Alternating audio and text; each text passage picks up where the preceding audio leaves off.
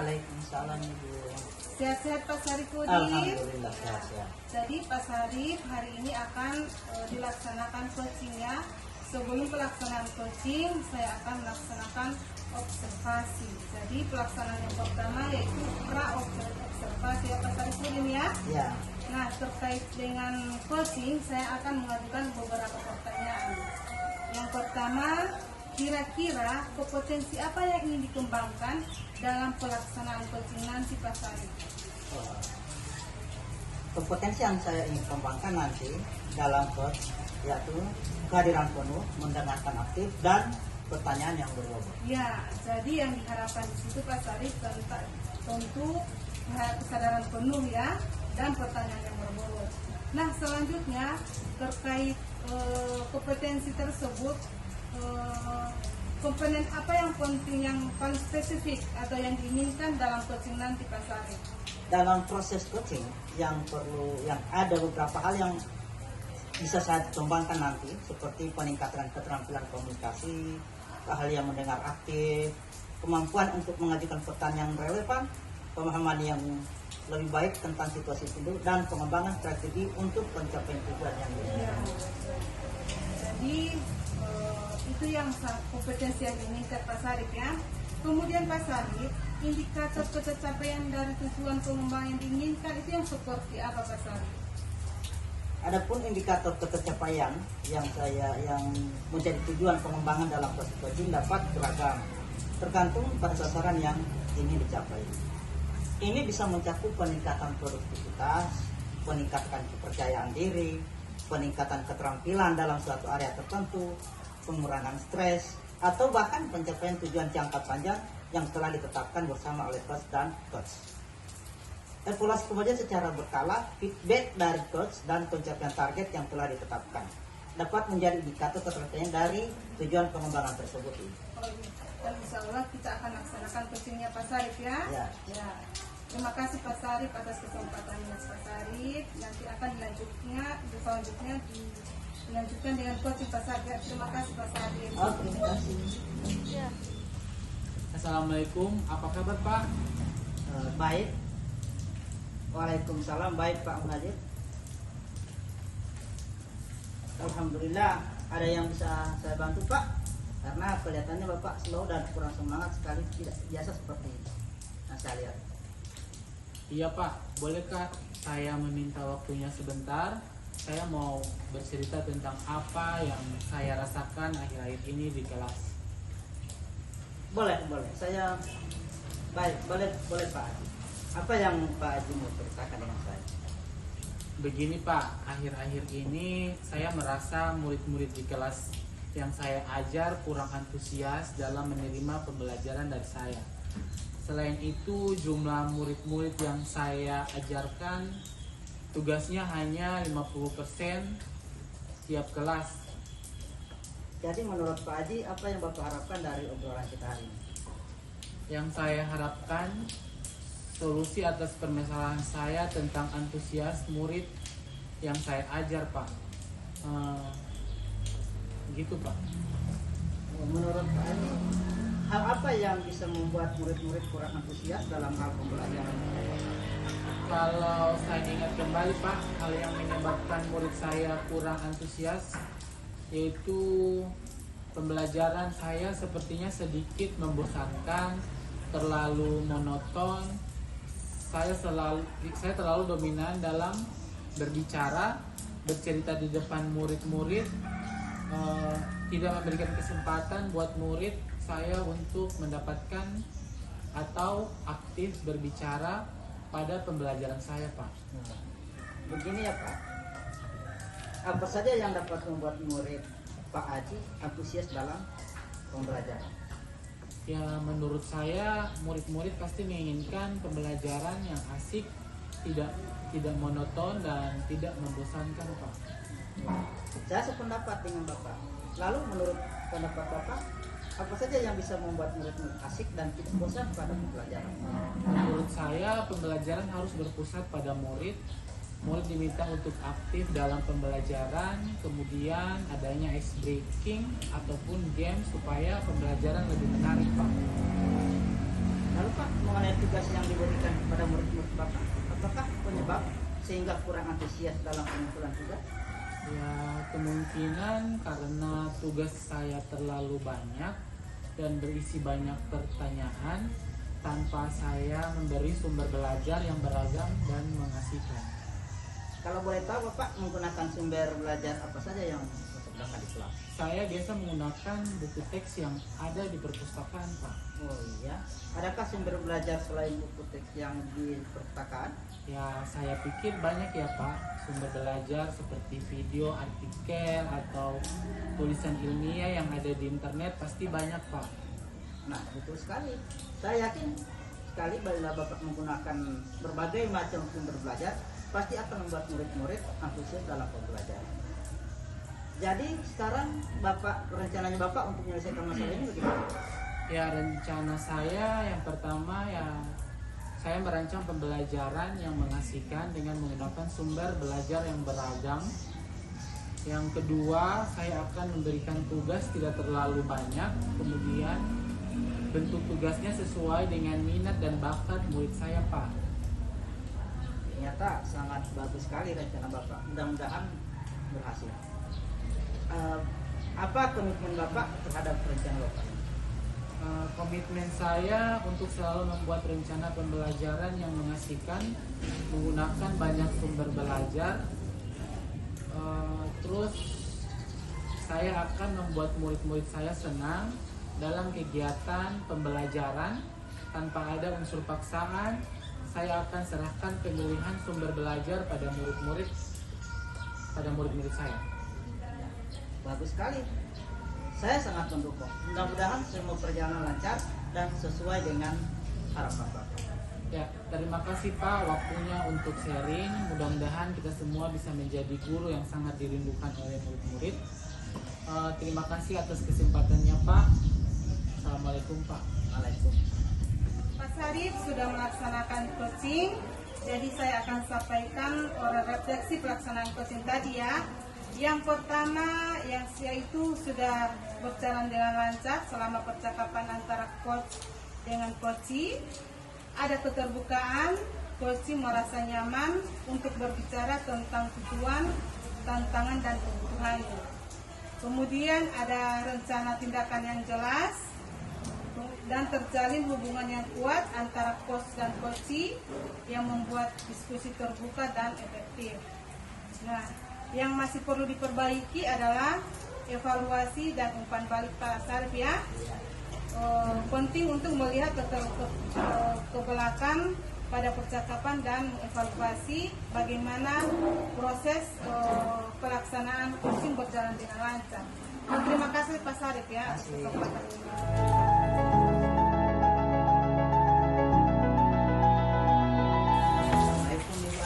Waalaikumsalam Pak Sarif. Kira-kira kompetensi apa yang Ibu ingin kembangkan dalam coaching nanti? Kompetensi yang ingin saya kembangkan dalam coaching nanti, yang pertama itu kehadiran penuh, kemudian mendengarkan aktif, dan pertanyaan yang berbobot. Dari kompetensi yang telah disebutkan tersebut, kompetensi apa yang paling spesifik atau yang ingin dikembangkan? Dalam proses coaching ada beberapa hal yang dapat dikembangkan, yaitu yang pertama peningkatan keterampilan berkomunikasi, kemudian keahlian mendengarkan aktif, kemudian kemampuan untuk mengajukan pertanyaan yang relevan, kemudian pemahaman yang lebih baik tentang situasi individu, dan pengembangan strategi untuk mencapai tujuan yang diinginkan. Kemudian selanjutnya indikator ketercapaian dari tujuan pengembangan yang diinginkan itu apa kira-kira? Indikator ketercapaian dari tujuan yaitu pengembangan itu dalam proses coaching dapat beragam, tergantung pada sasaran yang ingin dicapai.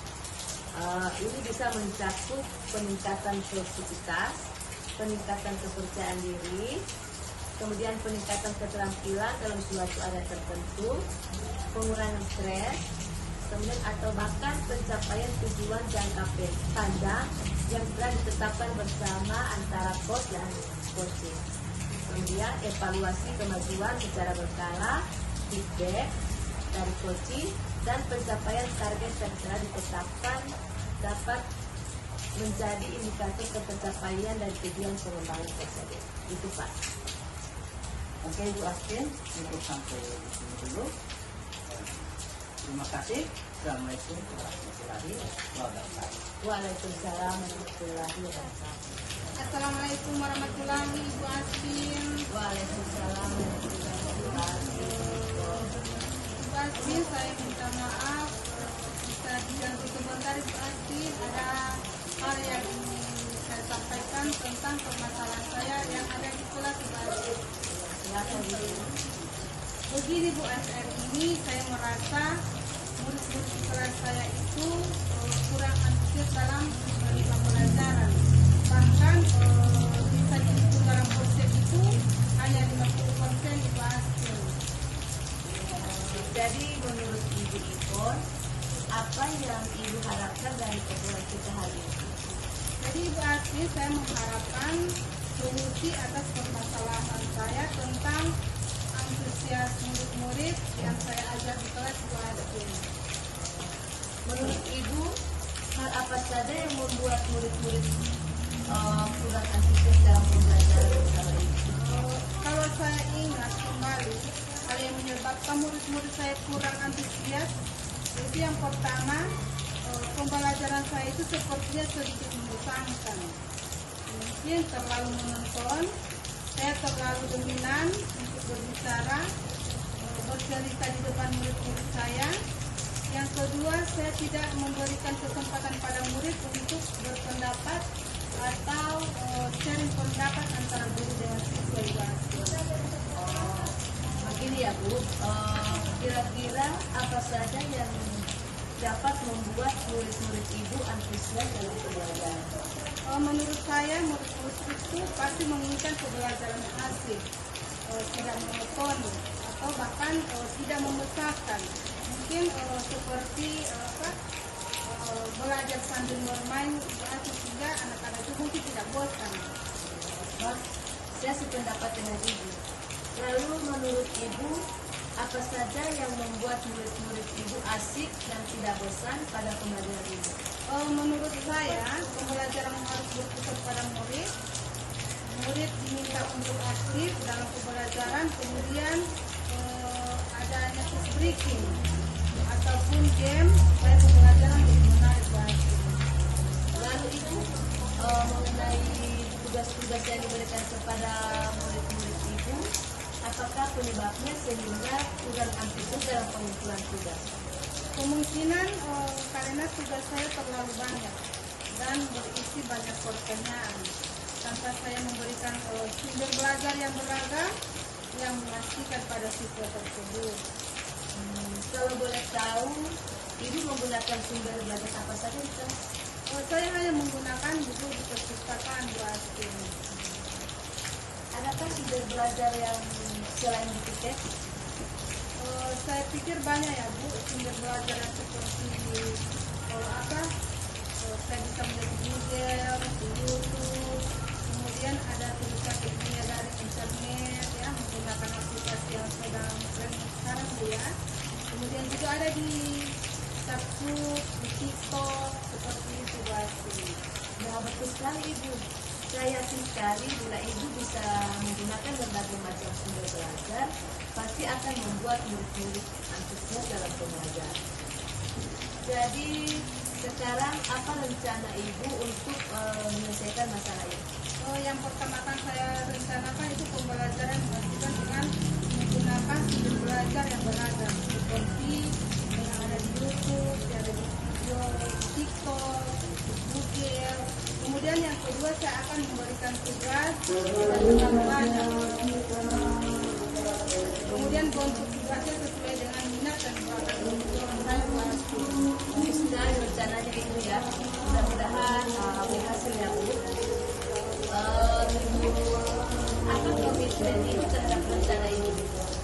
Saya berkomitmen untuk selalu membuat rencana pembelajaran yang memastikan menggunakan banyak sumber belajar untuk mengeksplorasi materi sehingga murid-murid saya dapat menjalankan merdeka belajar, dan saya akan membuat murid-murid saya senang dalam kegiatan eksplorasi materi tanpa ada yang dipaksa Ibu Asti. Wah, bagus sekali Ibu ya. Saya sangat mendukung. Mudah-mudahan semua berjalan lancar dan sesuai harapannya ya Bu ya. Terima kasih Bu Asti atas waktunya. Mudah-mudahan kita semua bisa menjadi guru yang dirindukan oleh siswa Bu Asti. Ya, amin. Ya. Terima kasih Bu Asti ada waktunya. Semoga permasalahan yang saya hadapi ini bisa terselesaikan, dan alhamdulillah setelah berbagi permasalahan saya dengan Ibu Asti, saya sudah merasa lega. Terima kasih Bu Asti. Terima kasih sama-sama Ibu. Assalamualaikum warahmatullahi wabarakatuh. Waalaikumsalam warahmatullahi wabarakatuh. Pelaksanaan coaching yang sudah berjalan dengan baik selama percakapan coaching, ada keterbukaan coach merasa nyaman untuk berbicara tentang tujuan, tantangan, dan kebutuhan. Ada rencana tindakan yang jelas, dan selanjutnya terjalin hubungan yang kuat antara coach dan coach yang membuat diskusi terbuka dan efektif. Begitu ya. Yang berikut yang masih perlu diperbaiki adalah evaluasi dan umpan balik. Penting untuk melihat ke belakang pada percakapan dan mengevaluasi bagaimana proses coaching berjalan. Itu yang perlu dikembangkan. Oke, hanya itu yang perlu dikembangkan nanti. Insyaallah akan berjalan dengan baik. Assalamualaikum warahmatullahi wabarakatuh. Waalaikumsalam.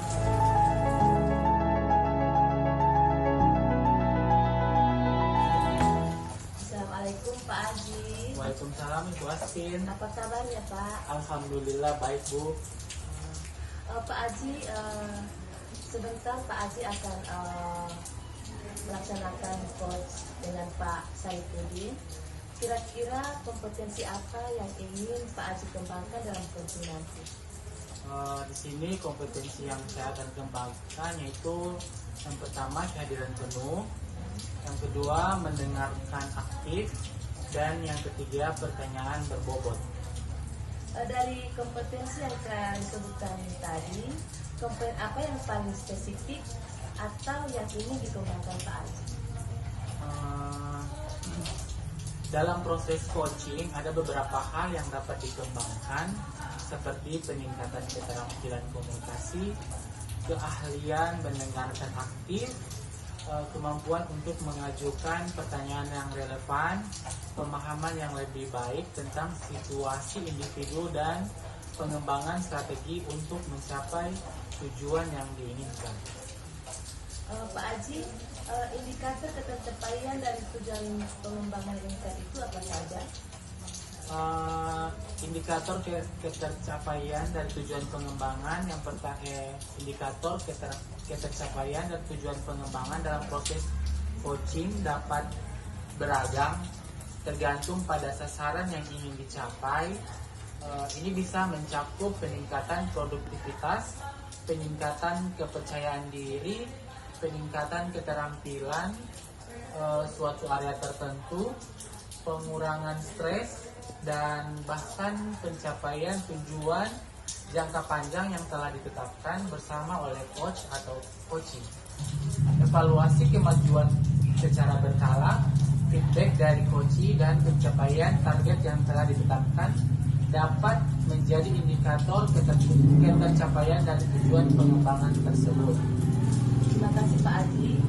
Silakan dilanjutkan. Terima kasih Bu. Ya, terima kasih. Assalamualaikum, apa kabar Pak? Waalaikumsalam. Kabar baik Pak. Alhamdulillah. Ada yang bisa saya bantu Pak? Begini Pak, kira-kira sekarang Bapak Hajirin ada waktu? Ya Pak, saya ada waktu. Ada masalah apa Pak? Oh ya Pak, saya ingin diskusi dengan Bapak untuk memecahkan masalah yang saya hadapi. Oh begitu Pak. Setelah diskusi ini kira-kira apa yang Bapak harapkan? Saya mengharapkan bisa membuat siswa saya ceria dan mau bersosialisasi dengan teman-temannya, sehingga bisa meningkatkan motivasi belajar. Oh silakan Pak. Kebetulan hari ini saya belum ada jadwal kegiatan apapun. Masalahnya apa Pak? Mungkin saya bisa membantu Bapak. Jadi begini Pak, saya ini dilema sekali dan sedikit khawatir dengan salah satu siswa saya di kelas. Kenapa Bapak khawatir? Ada siswa melawan Bapak atau bagaimana Pak? Tidak juga Pak, siswa saya ini setelah saya perhatikan sering murung dan kadang menyendiri dari teman-teman. Jadi saya khawatir jangan sampai siswa tersebut memiliki masalah yang nantinya berpengaruh terhadap hasil belajarnya. Oh begitu. Jadi apa yang bisa saya bantu dalam masalah ini Pak? Saya mau Bapak membantu masalah yang saya hadapi supaya saya mendapatkan solusi dari permasalahan ini Pak. Baik Pak, insya Allah saya dengan senang hati bisa membantu Bapak dalam permasalahan ini. Kira-kira selama ini siswa Bapak sering masuk sekolah atau tidak? Iya Pak, siswa saya itu rajin masuk sekolah, tetapi akhir-akhir ini saya lihat sering murung, malas belajar, dan selalu menyendiri dari teman-temannya. Oh begitu Pak. Sejak kapan Pak tahu jika siswa tersebut sering murung atau menyendiri?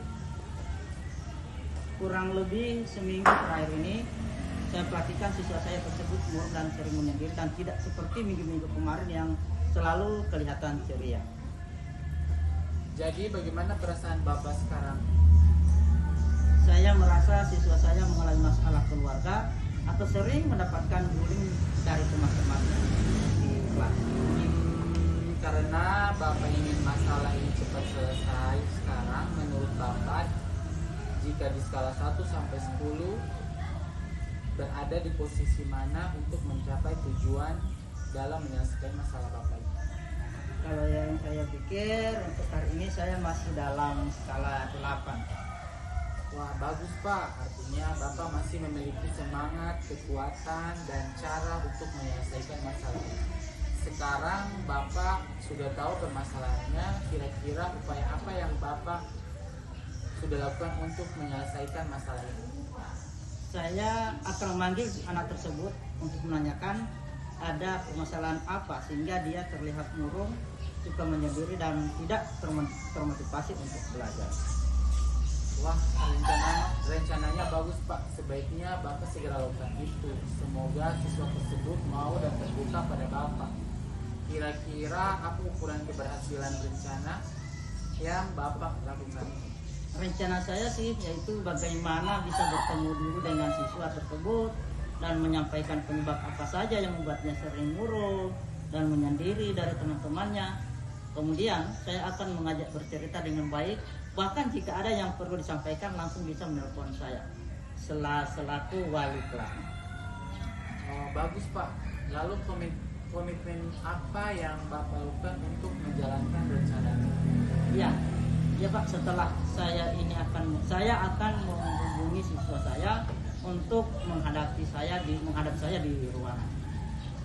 Iya Pak, saya sepakat dengan Bapak. Lalu siapa kira-kira yang bisa membantu Bapak dalam menjalankan komitmen ini?